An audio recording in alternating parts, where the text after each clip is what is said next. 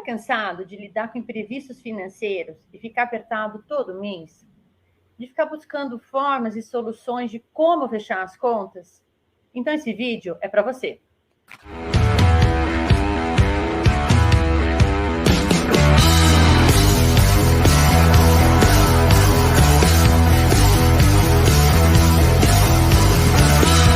Seja muito bem-vindo e muito bem-vinda a mais uma transmissão do canal Planejadamente. Eu sou Cristine Gucci e ao meu lado estão Wander Vicente, Alexandre Santiago, Ricardo Vasconcelos e Rogério Salles. Nós somos planejadores financeiros fiduciários e cada conteúdo que nós trazemos aqui tem um único objetivo: ajudar você a atingir a sua liberdade financeira.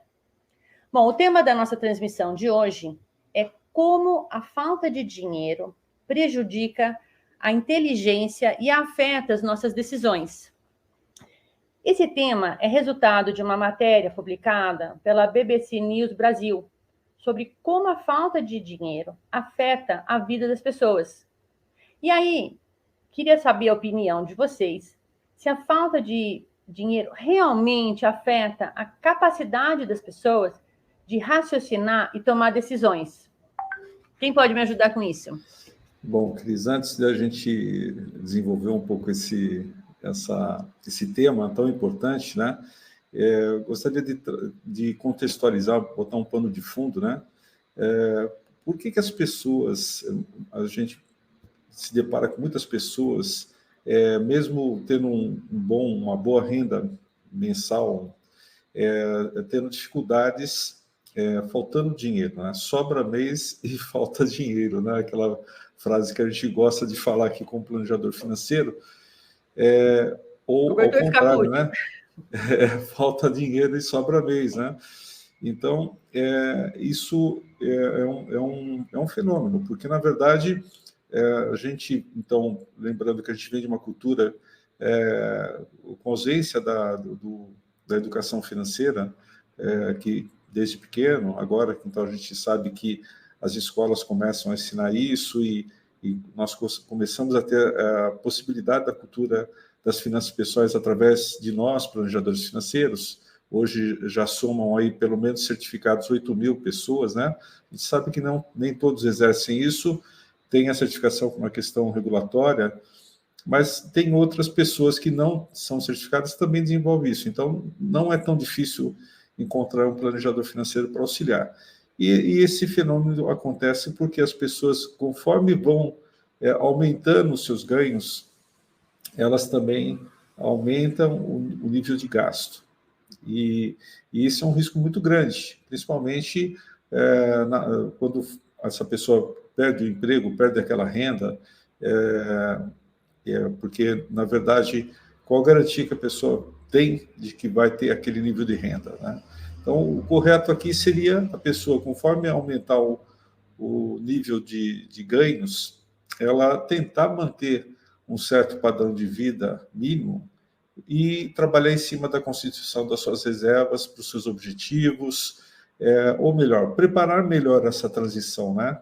Ninguém aqui está falando para a pessoa não trocar para um carro melhor, ou morar num lugar melhor, numa casa melhor, ter melhor educação para os seus filhos, ter um guarda-roupa melhor, né? Se alimentar melhor. Não é isso. A questão é preparar. Então, algo que nós vamos repetir aqui, sempre repetimos, ter disciplina em cima disso. E se você puder ter auxílio de um planejador financeiro, sempre melhor, tá?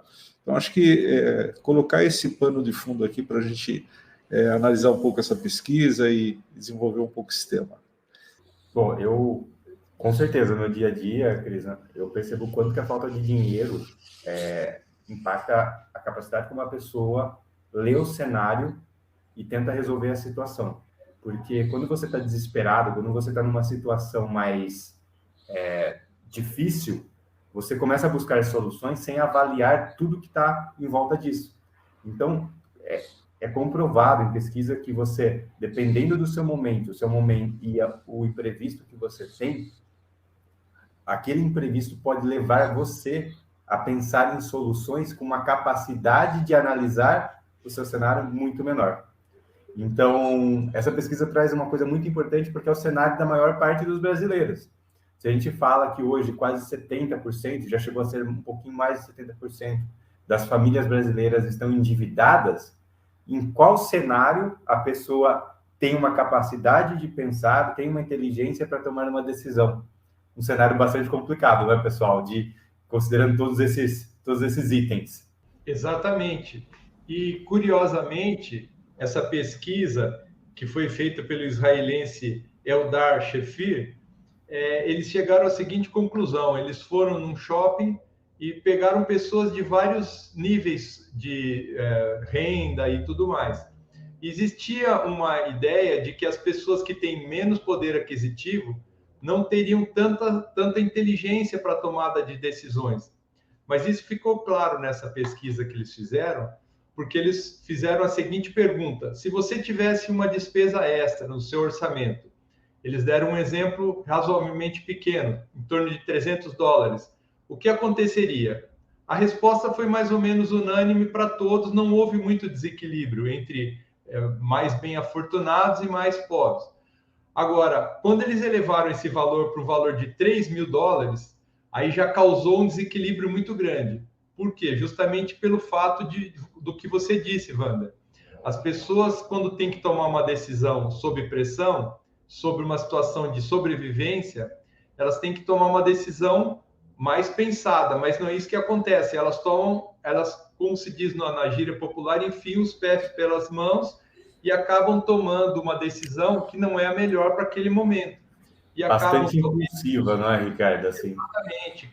Acabam se endividando ainda mais ou fazendo uma besteira ainda maior.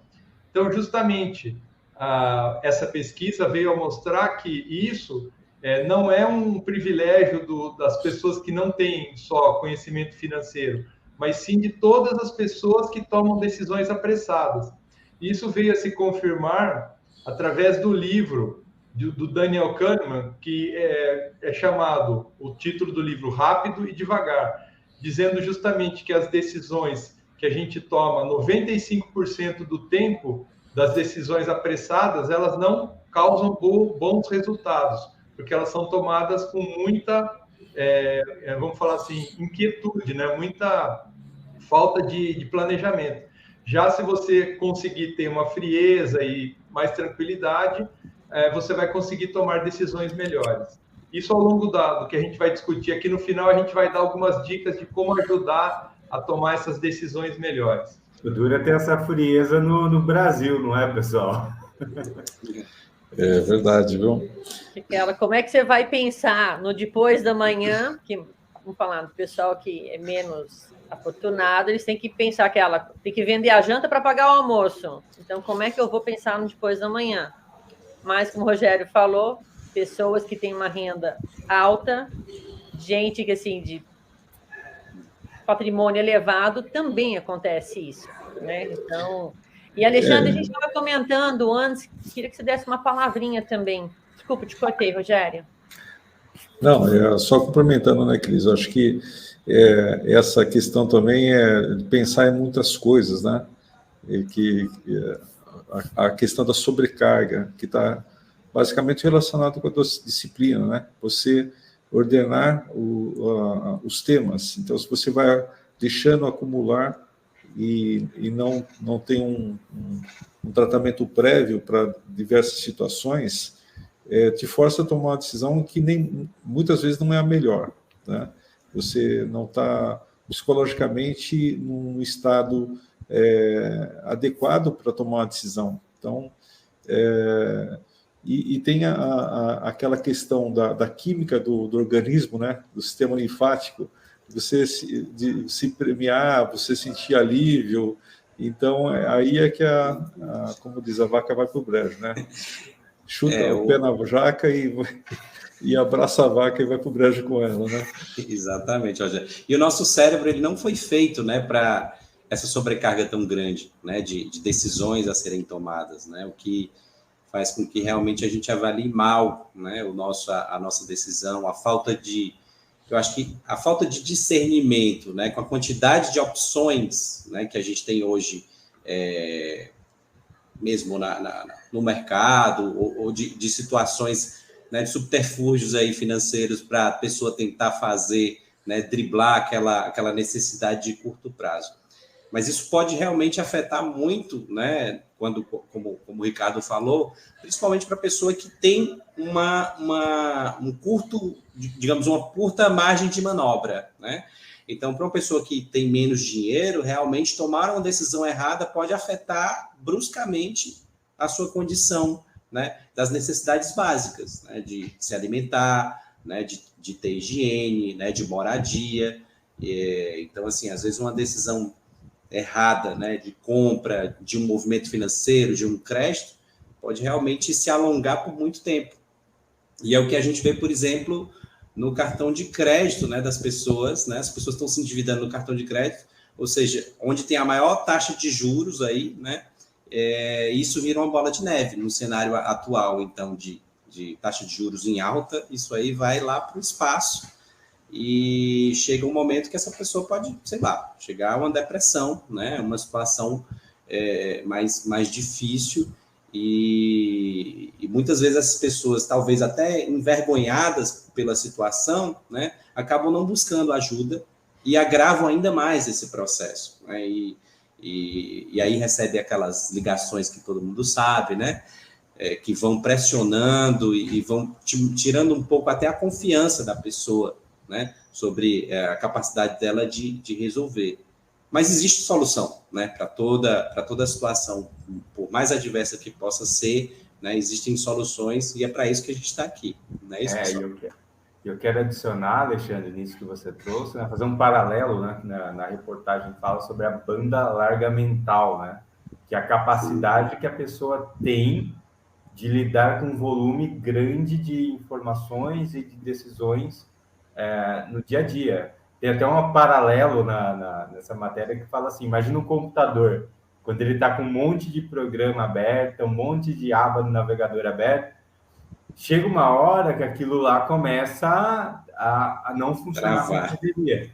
É a mesma coisa com o seu cérebro. Se você tem muito problema, muita situação para resolver, durante um tempo você vai conseguir dar conta, mas conforme aquilo for se acumulando, a repetição daquilo vai desgastando, né? Então, exatamente, você que está nos assistindo aí tem que tomar esse cuidado para não chegar no momento que trava tudo, não é? Isso, e uma coisa que... Desculpa, fala, Alexandre. Não, pode falar, Cris.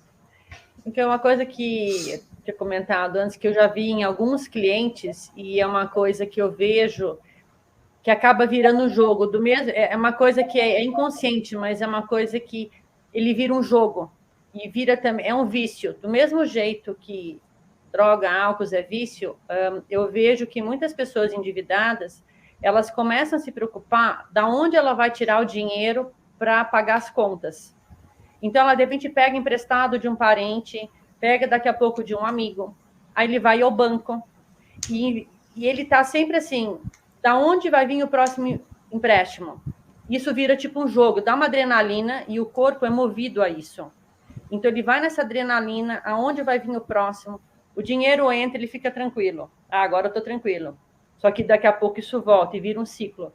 E eu percebi que é muito difícil, essa espiral que é negativa, vai para baixo, você fazer com que a pessoa entenda, corte isso e mudar o mindset dela para reverter e ir para cima, requer muito da pessoa, é fácil falar.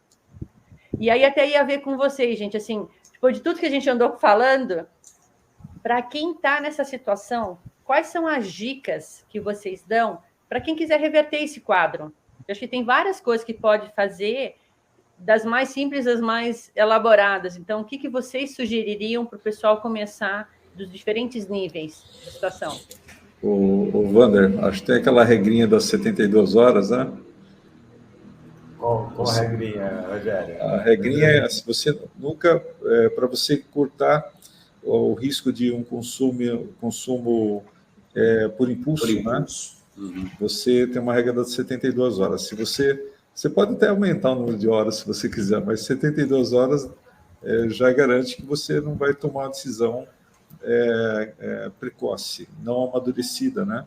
Acho que é importante você, quanto mais você amadurecer quanto à necessidade, né, de você fazer aquele gasto, talvez impede você fazer o gasto. Tem várias pesquisas que indicam que as pessoas compram coisas que elas não precisam. Elas falam, pô, por que comprei isso? Né? Usou 1, 2 vezes, fica lá. Está na promoção. Exatamente, só porque está barato, né? E aquela coisa, às vezes está na promoção, vou levar 2. Para quê? Eu não preciso de 2, eu preciso de 1 só, né? E acabou a força aqui. Enfim, eu acho que a questão aqui é usar esse tipo de disciplina para ajudar a impedir esse consumo por impulso. Eu acho que um ponto que é interessante a gente falar, né, como planejadores que somos aqui,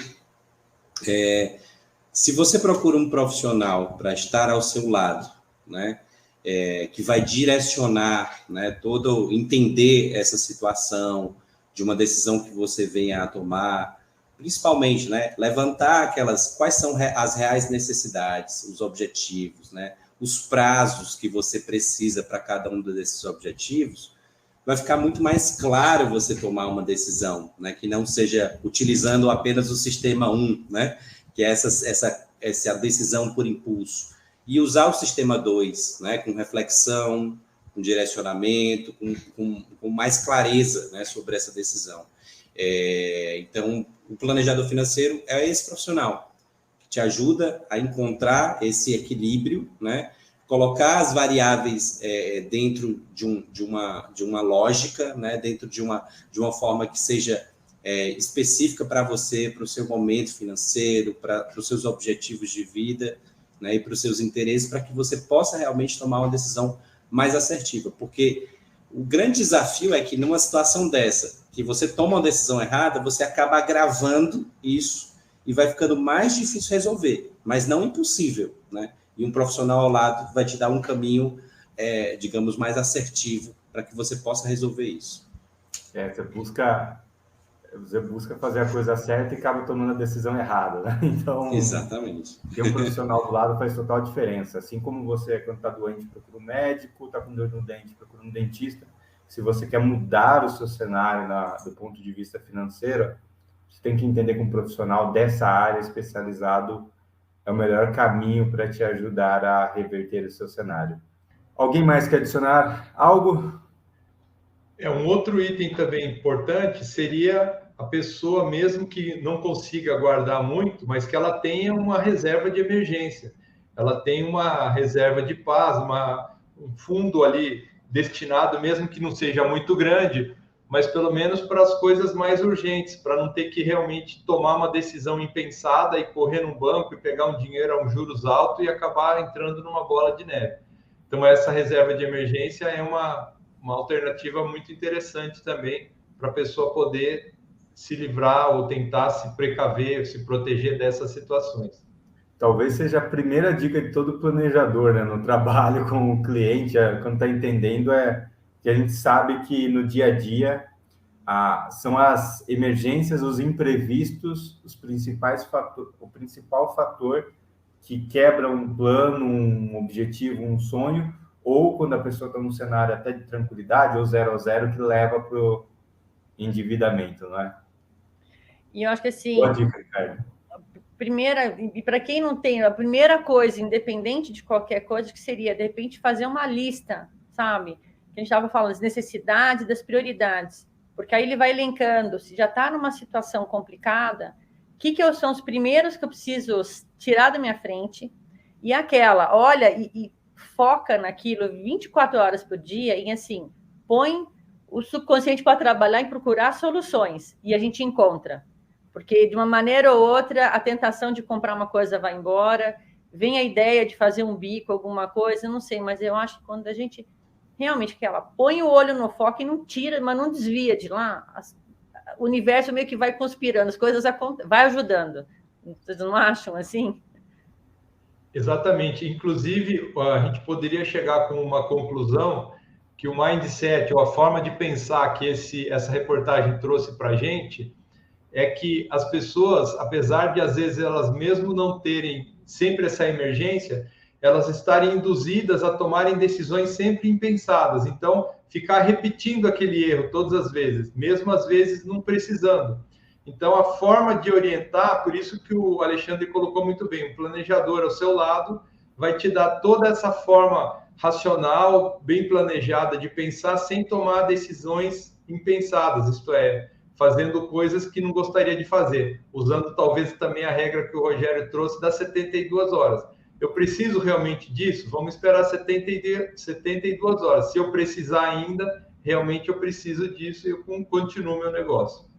É isso aí, pessoal. Então, se você que está nos assistindo gostou desse conteúdo, curte aqui embaixo esse vídeo. Se você conhece alguém que está nessa situação, enfrenta dificuldades constantes do ponto de vista financeiro, encaminhe o link desse vídeo para a pessoa. Também não se esqueça de se inscrever no canal, porque toda vez que nós trouxermos um conteúdo novo que vai ajudar você a atingir a sua liberdade financeira, você será notificado. E isso, com certeza, o conteúdo para você ou para uma pessoa próxima pode fazer a diferença.